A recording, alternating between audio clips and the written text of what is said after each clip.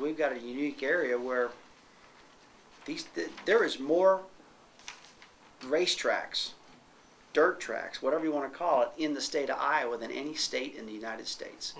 The state of Iowa's got more dirt tracks. They're really a racing country. Is that overall or per capita, or do you know that? Per capita. Yeah. And you don't have an NFL team here. And we don't have as much competition, to be quite frank, as we do in other big, gigantic metro cities, you know. It's a smaller area. It's an area that loves racing. It's an area that they're just nice, cool people. And all have we seen, before we built this track, Bruton Smith said, "Oh, that track will definitely be successful." Who runs SMI? I said, "Why?" He said, "Because your track's going to be the deal. That's going to be the most exciting thing when it comes to sports, in my opinion." That's what Bruton Smith said. And he said, the track will be successful. And we did that at a luncheon at Texas Motor Speedway one day. We're there. Bruton brings us in. He always brings all the media in, whoever is covering the event. So this week next week he's bringing ESPN and Fox, and we'll all be there. And he does a big lunch, and he opens up for question and answer and ask everything. And we were sitting there talking, and the Speedway came up. He said, "It'll be successful." That quick, and I went, "Cool, great.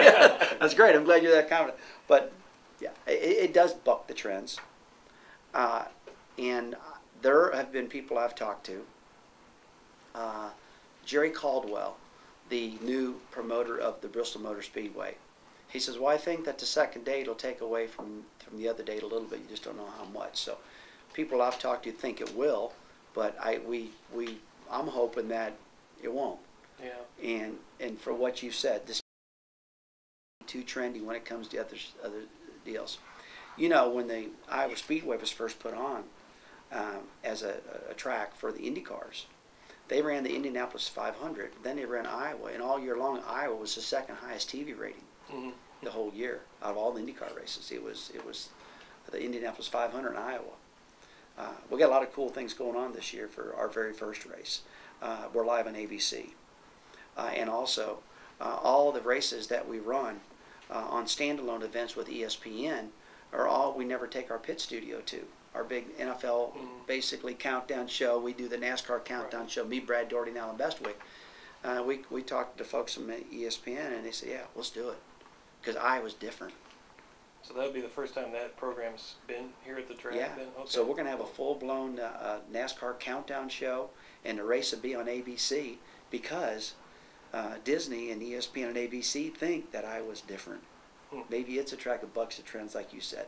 The drivers and teams will tell you they think it's a special place. And that's the race on the May 22nd? May 22nd, okay. That's right.